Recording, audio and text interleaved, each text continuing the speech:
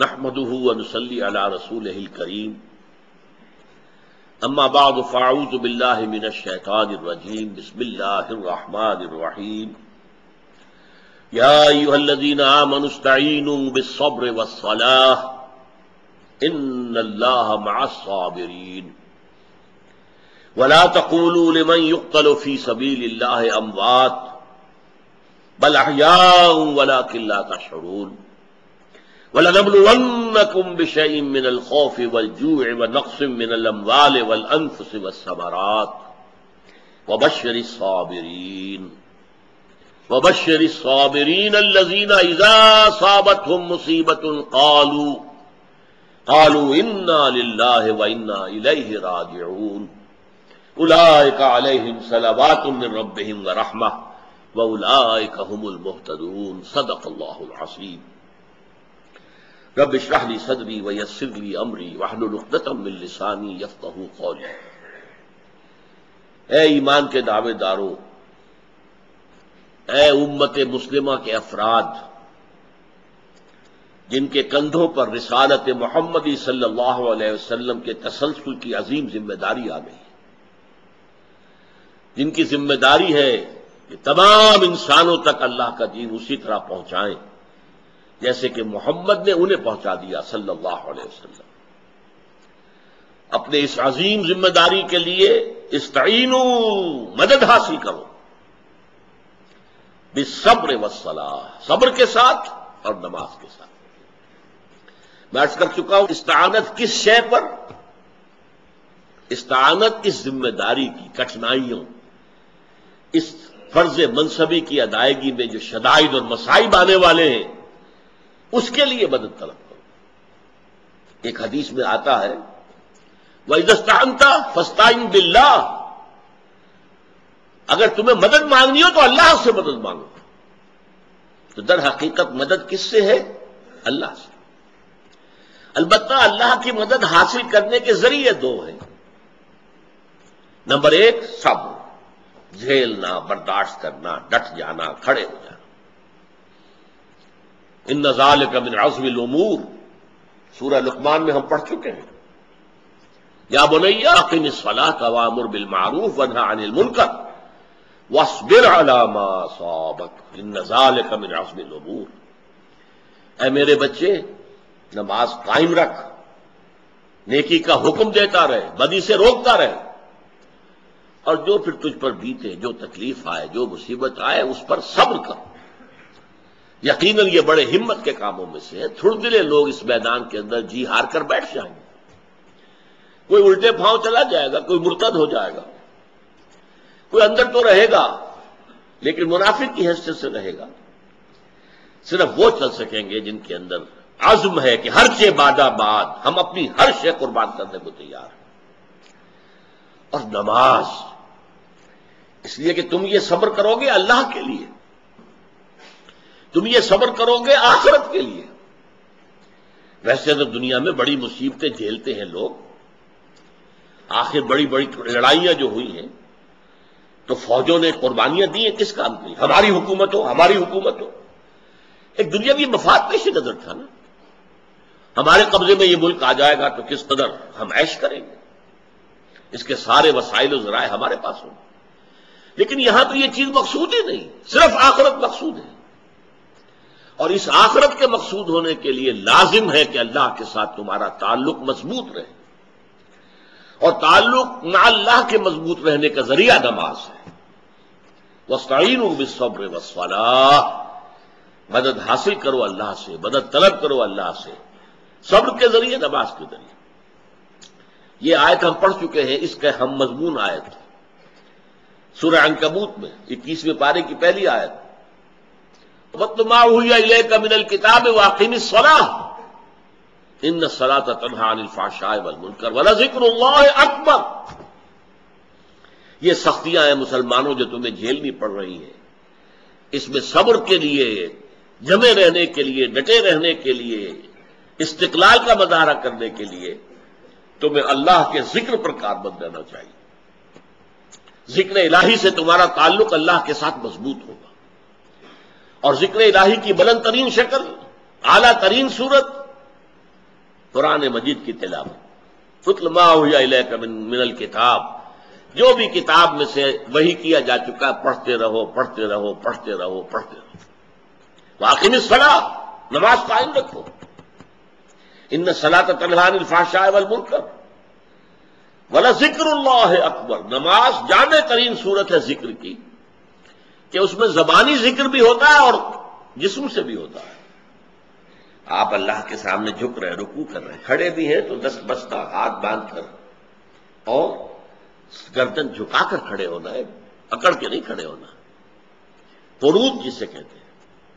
اس کے بعد رکوع، اس کے بعد سجود، پیشانی ہی رکھ دی زمین کے اوپر، جس کو کہا گیا ہے حدیث میں کہ جب تم سجدہ کرو تو محسوس کیا کرو کہ تم نے اپنے رب کے قدموں میں سر رکھ دیا ہے۔ یہ ذکر اللہ ہے، اس ذکر اللہ کے ذریعے سے مدد حاصل کرو۔ یہاں اس میں سے نماز کا ذکر کیا گیا، یا ایھا الذین آمنوا استعینوا بالصبر والصلاۃ ان اللہ مع الصابرین، یقیناً اللہ ساتھ ہے صبر کرنے والوں کے۔ ساتھ کس معنی میں ہے؟ ویسے تو اللہ ہر انسان کے ساتھ ہے، ہوا معکم اینما کنتم، تم جہاں کہیں بھی ہوتے ہو وہ تمہارے ساتھ ہوتا ہے۔ نحن اقرب الیہ من حبل الورید، ہم تو انسان سے اس کی شہرت سے بھی زیادہ قریب ہیں۔ یہاں کس معنی میں کہا؟ ساتھ ہونے کا مطلب نصرت، تائید، مدد، پشت پناہی۔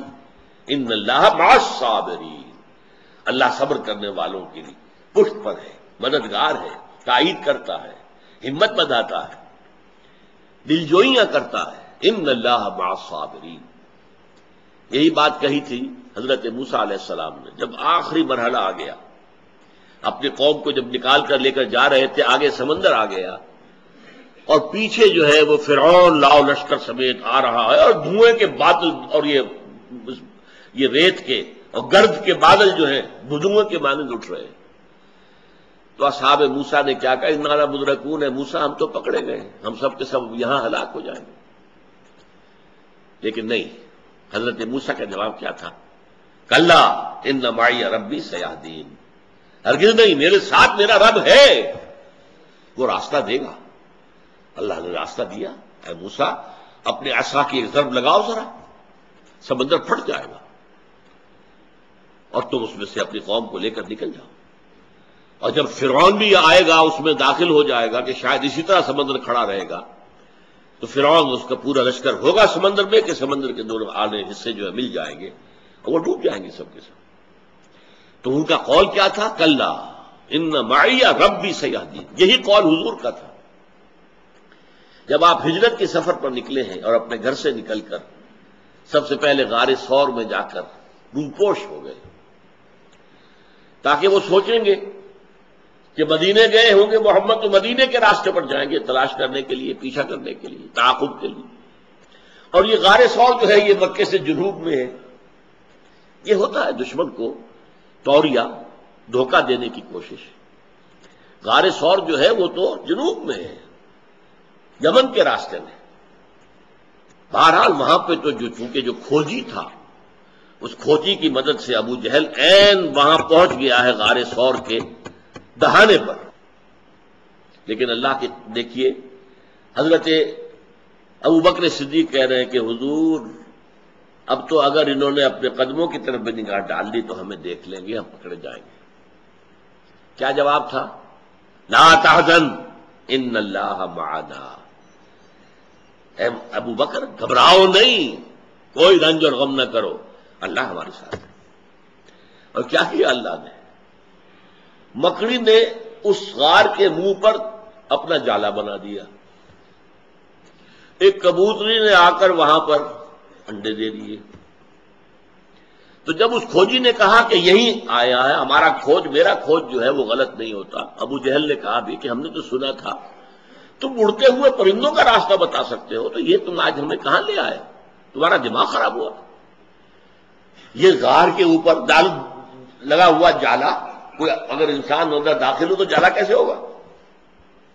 اور یہ جو کبوتری نے انڈے دے رکھے ہیں، کوئی اگر داخل ہوتا تو یہ انڈے ٹوٹتے کہ نہیں ٹوٹتے؟ اللہ نے بچا لیا۔ یہ معیت ہے اصل میں اللہ کی، معیت امداد کے لیے، تعاون کے لیے، تحفظ کے لیے، بچاؤ کے لیے، لیکن یہ کس کو نصیب ہوتی ہے؟ الصابرین، ان اللہ مع الصابرین۔ ولا تقولوا لمن يقتل في سبيل الله اموات، اور ہرگز مت کہو اس کو جو قتل ہو جائے اللہ کی راہ میں کہ وہ مردہ ہے۔ میں نے عرض کیا تھا نا، اب قتال کا دور شروع ہونے والا ہے، ان آیات کے نزول تک ابھی شروع نہیں ہوا لیکن ہونے والا ہے۔ اذن قتال ایک رائے ہے کہ اثناء سفر ہجرت میں جو آیات نازل ہوئی ان میں اذن قتال تو آ گیا تھا، اجازت، لیکن اس رائے کے دونوں چونکہ رائے ہے وہ بعد میں کسی موقع پر تفصیل عرض کروں گا۔ تو وہاں جو اس آیت میں ہے اذن للذین یقاتلون یا یقاتلون بانہم ظلموا، اس کی دو قرأتیں ہیں، یقاتلون بھی ہے یقاتلون بھی ہے، ہمارے ہاں زیادہ جو رائج ہے یقاتلون ہے، اجازت دی گئی ہم، پہلے تمہارے ہاتھ بندھے ہوئے تھے اب کھول دیے گئے، اب اینٹ کا جواب پتھر سے دو، لیکن یہ اذن تھا، حکم نہیں تھا، لازم نہیں تھا، ابھی یہ اجازت ہے۔ اب لازم کرنے کا، فرض کرنے کا حکم جو ہے وہ سورہ بقرہ میں آ رہا ہے اور سورہ محمد میں آیا صلی اللہ علیہ وسلم، جو کہ غزوہ بدر ہی کے ساتھ متصلاً نازل ہوئی، اگرچہ ہے تو بہت دور آگے جا کر، وہ تو آپ کو ملے گی 26ویں پارے میں، لیکن چونکہ اب قتل و قتال کا سلسلہ ہوگا لہذا فرمایا وَلَا تَقُولُوا لِمَن يُقْتَلُ فِي سَبِيلِ اللَّهِ أَمْوَاتٌ، ہرگز مت کہنا ان کو کہ جو قتل ہو جائے اللہ کی راہ میں کہ وہ مردہ ہے، بل احیاء ولکن لا تشعرون، نہیں وہ زندہ ہیں لیکن تمہیں اس کا شعور نہیں ہے۔ ان الفاظ سے ایک بہت پیچیدہ مسئلہ حل ہوتا ہے۔ ہمارے ہاں اہل حدیث حضرات کا اور سنیوں کا بھی جھگڑا ایک ہے، اور سنیوں میں سے حنفی، دیوبندی بھی، بریلوی بھی، ان میں بھی جھگڑا ہے، اور دیوبندیوں میں بھی جھگڑا ہے۔ حیات النبی کا مسئلہ، حضور اپنی قبر میں زندہ ہیں تو کیا جیسے اس دنیا میں تھے ایسے ہی زندہ ہیں؟ یہ موقف ہے ہمارے بریلوی علماء کا بھی اور دیوبند کے بھی بعض علماء کا، لیکن اہل حدیث اور دیوبند جماعت کے بھی کچھ لوگوں کی رائے یہ کہ نہیں، وہ برزخی زندگی ہے اور اللہ ہی جانتا ہے کہ وہ کیسی زندگی ہے۔ حالانکہ مسئلے کا حل کیا ہے؟ دیکھیے جو درجات ہیں انسانوں کے اہل ایمان کے، وہ 4 درجے ہیں۔ منعم علیہم لوگ کون ہیں؟ جن کو ہم کہتے ہیں سورہ فاتحہ میں اے اللہ ہمیں سیدھے راہ کی ہدایت فرما، راستہ ان کا جن پر تو نے انعام فرمایا، اہدنا الصراط المستقیم صراط الذین انعمت علیہم۔ اچھا یہ کون ہے انعمت علیہم؟ یہ سورہ نساء میں آیا، ومن یطع اللہ والرسول فاولئک مع الذین انعم اللہ علیہم من النبیین والصدیقین والشہداء والصالحین۔ جو اللہ اور اس کے رسول کی اطاعت پر کاربند ہو جائیں ان کو معیت حاصل ہوتی ہے انبیاء کی، صدیقین کی، شہداء کی اور عام صالح اہل ایمان کی۔ یہ 4 طبقے ہیں منعم علیہم۔ سب سے اوپر نبی، ویسے نبیوں سے بھی اوپر رسول، پھر یہ کہ نیچے صدیق، پھر نیچے شہید، پھر نیچے عام اہل ایمان جو نیک ہیں، صالح۔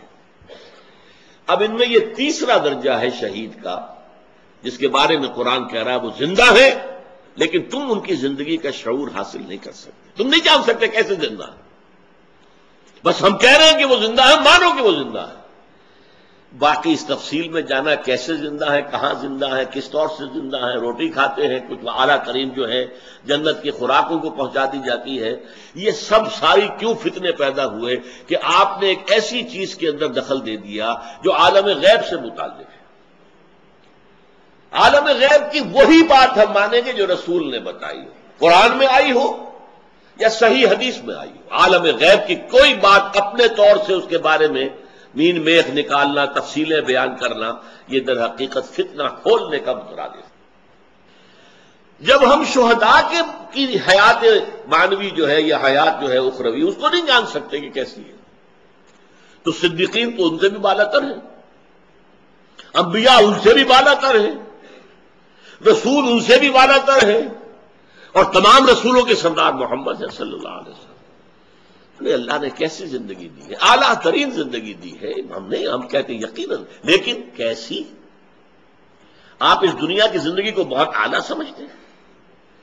یہ تو کچھ بھی نہیں، اگلا زندگی جو زندگی انہیں ہے اس کا آپ تصور نہیں کر سکتے، شہیدوں کی زندگی کا تصور نہیں کر سکتے، صدیقین تو اس سے بھی اوپر ہیں، انبیاء ان سے اوپر ہیں، رسول ان سے اوپر ہیں، اور سید المرسلین صلی اللہ علیہ وسلم سب سے بلند۔ تو اس آیت سے اس بات کو سمجھ لیجیے،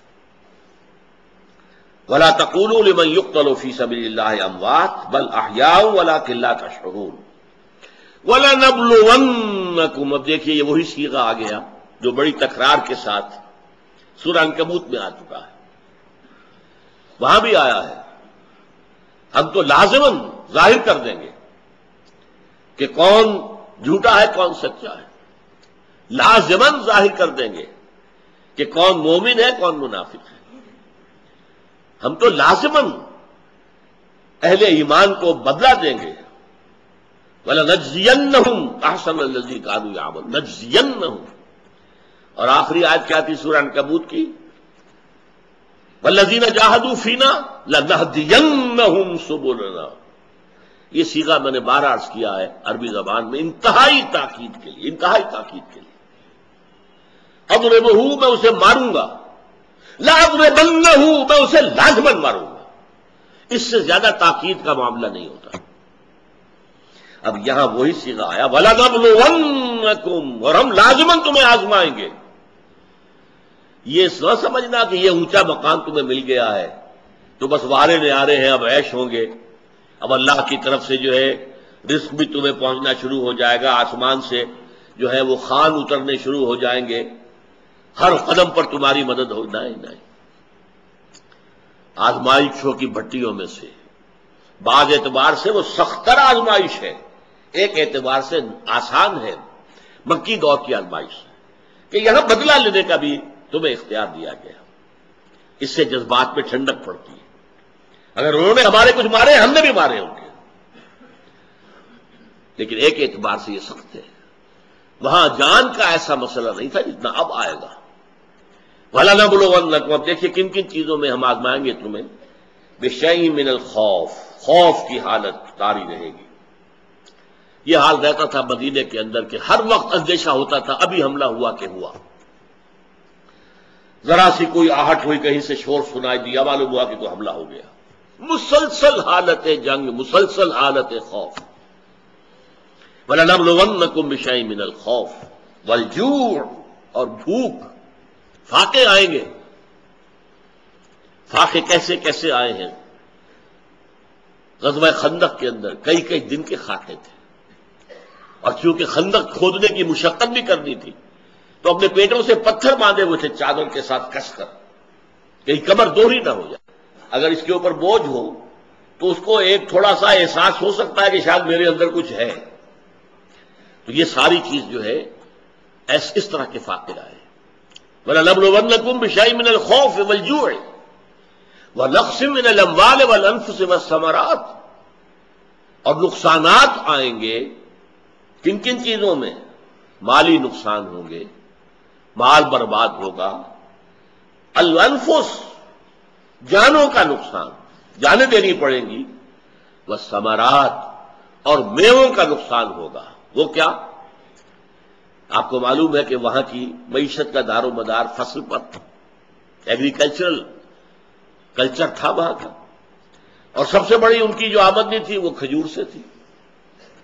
اب کھجور کو اگر بر وقت نہ اتارا جائے تو وہ فصل خراب ہو جاتی ہے۔ کیا ہوا غزوہ تبوک میں؟ سخت قحط کا عالم تھا، اور اب فصل تیار تھی کھجور کی، اسے اتارنا ہے، ادھر سے حکم آیا چلو اللہ کے راستے میں، اور انہیں پتا تھا کہ اب یہ کھجور کی فصل بھی ہماری برباد ہو جائے گی، لیکن جانا ہے، اللہ کا حکم ہے۔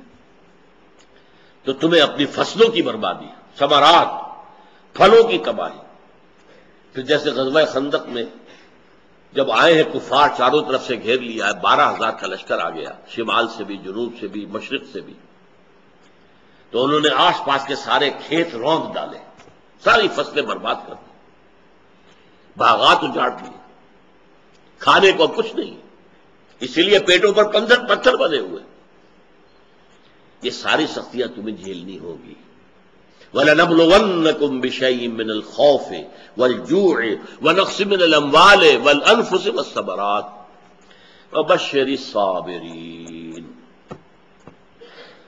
اور بشارت دے دیجئے اے نبی صلی اللہ علیہ وسلم صبر کرنے والوں کو، جو ان امتحانات میں سے گزرے، سختیاں جھیلیں، بھوک کی سختی جھیلیں، خوف کی کیفیت کو برداشت کریں، جانی اور مالی نقصانات کو جھیلیں اور برداشت کریں، ان صابرین کو بشارت دے دیجئے کہ بالآخر ان کے لیے کامیابی ہوگی۔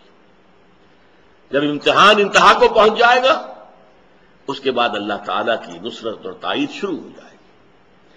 غزوہ خندق جو ہے وہ صحابہ کرام کے لیے مجموعی طور پر ان کی آزمائش کا کلائمیکس تھا۔ حضور کے لیے ذاتی طور پر آپ کے لیے سختی جو ہے وہ کلائمیکس پر تھی طائف کے دن، ذاتی طور پر جو تکلیف آپ کو وہاں پہنچی ہے پوری زندگی نہیں پہنچی۔ حضرت عائشہ نے ایک دفعہ پوچھا، حضور آپ کی زندگی کا سخت ترین دن کون سا ہے؟ وہ سمجھتی تھی کہ آپ یوم احد کا ذکر کریں گے، جس میں آپ مجروح ہوئے، خون کا فوارہ چھوٹا، 70 صحابہ شہید ہوئے، آپ بھی خبر اڑ گئی کہ آپ کا انتقال ہو گیا ہے، شدید ترین دن۔ حضرت عائشہ اس کی عمر کم تھی، انہیں نہیں پتا تھا مکی دور میں کیا کچھ ہو رہا ہے، مکی دور میں کم سن تھی، لہذا ان کا خیال تھا کہ یہ تو ان کے سامنے کا واقعہ تھا یوم احد، لیکن یہ کہ حضور نے فرمایا نہیں، مجھ پر سخت ترین وقت طائف کا تھا۔ وہ سختیاں جھیلی ہیں محمد رسول اللہ صلی اللہ علیہ وسلم، لیکن اس کے بعد پھر اللہ کی طرف سے اسپیشل پروٹیکشن آ گئی ہے حضور کے لیے۔ ہجرت کی شب آپ نکلے ہیں اور بیٹھے ہوئے پہرے دار وہ دیکھ نہیں سکے، اور آپ جا کر غار ثور میں روپوش ہوئے تو وہاں دہانے پر پہنچ کر بھی لوگ پکڑ نہیں سکے۔ اثناء سفر ہجرت میں 2 مرتبہ وہ اونٹ جو تھے ان کے پاؤں دھس گئے مٹی کے اندر، اور سراقہ ابن مالک جو ہے، جو 100 اونٹوں کے انعام کی امید میں پیچھے لگا ہوا تھا، لیکن یہ کہ اس کی بھی گھوڑے کے پاؤں دھس گئے مٹی کے اندر 2 دفعہ، لہذا پھر آخر کار وہ آیا ہے، حضور صلی اللہ علیہ وسلم سے معافی مانگی ہے، اور حضور نے فرمایا اے سراقہ وہ دن بھی آئے گا، میں دیکھ رہا ہوں تمہارے ہاتھ میں کسرا کے کنگن ہوں گے، شہنشاہ ایران کے کنگن۔ اور یہ بات پھر پوری ہوئی حضرت عمر کے زمانے میں، جبکہ فتح ہوا مدائن جو ہے وہ صدر مقام تھا اس وقت، جیسے کہ آج ایران کا صدر مقام تہران ہے، تو مدائن میں محل تھے اور وہاں خزانے تھے۔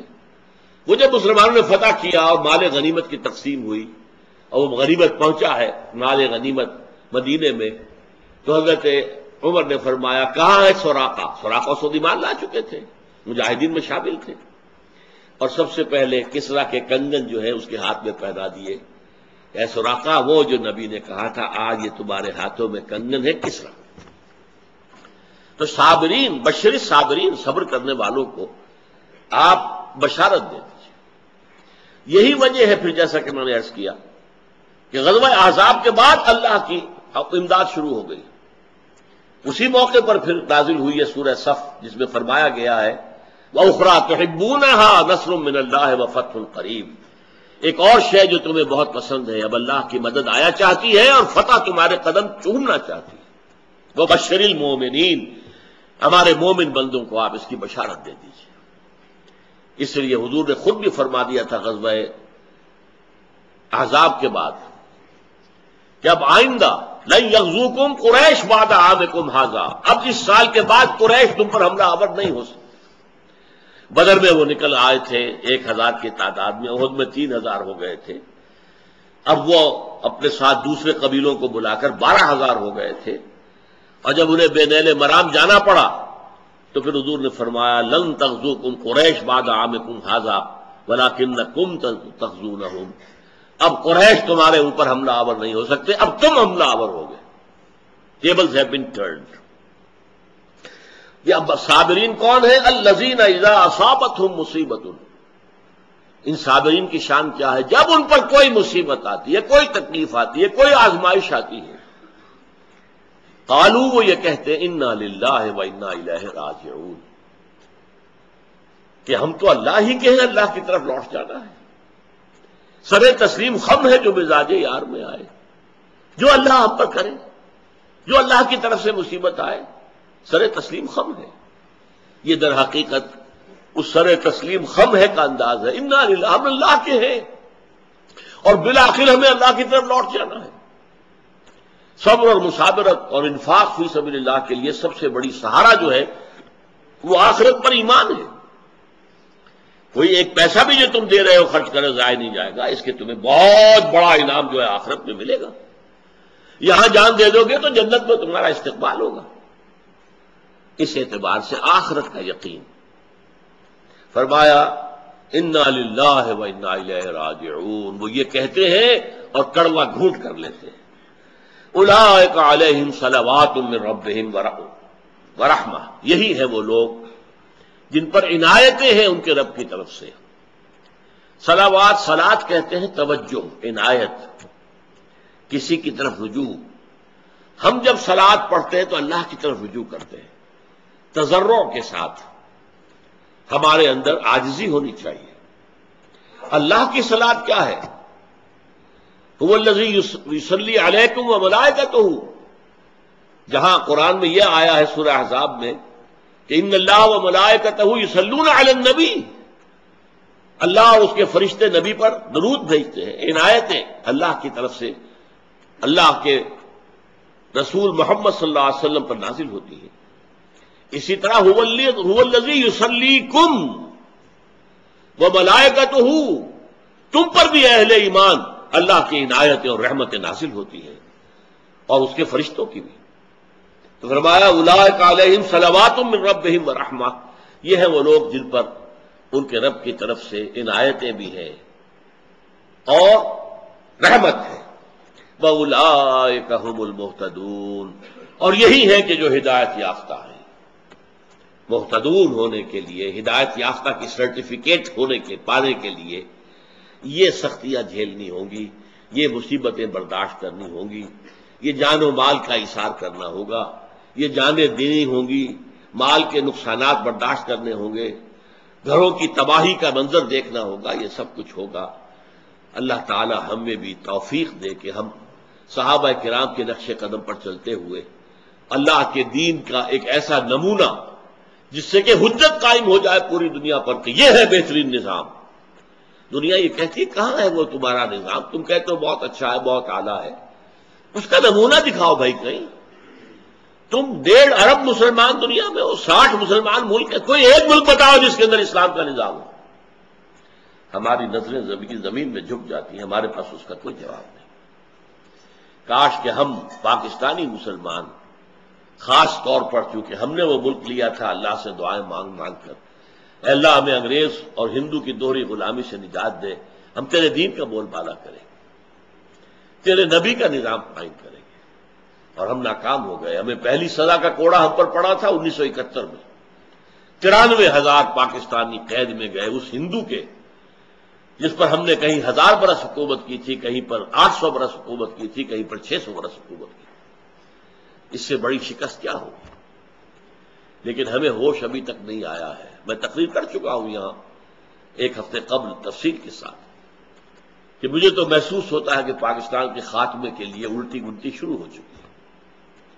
اللہ تعالیٰ اب بھی ہمیں توبہ کی توفیق دے، ہمارے حکمرانوں کو توبہ کی توفیق دے، ہم اللہ کے دین کی طرف قدم اٹھانا شروع تو کر دیں۔ اللہ تعالیٰ اس پر بھی امید ہے کہ اپنی رحمتوں کے ساتھ ہماری طرف متوجہ ہو جائے گا۔ اللہ تعالیٰ ہم سب کو انفرادی سطح پر مہتدین میں، مفلحین میں شامل کرے، راشدین میں شامل کرے، فائزین میں شامل کرے، اور اللہ تعالیٰ پاکستان کو بحیثیت قوم اور بحیثیت ملک پوری دنیا کے لیے، عالم انسانیت کے لیے روشنی کا ایک مینارہ، ایک چراغ جو پوری دنیا کو راستہ دکھانے والا ہو، وہ ہمیں بنا دے۔ بارک اللہ لی ولکم فی القرآن العظیم ونفعنی وإیاکم بالآیات والذکر الحکیم۔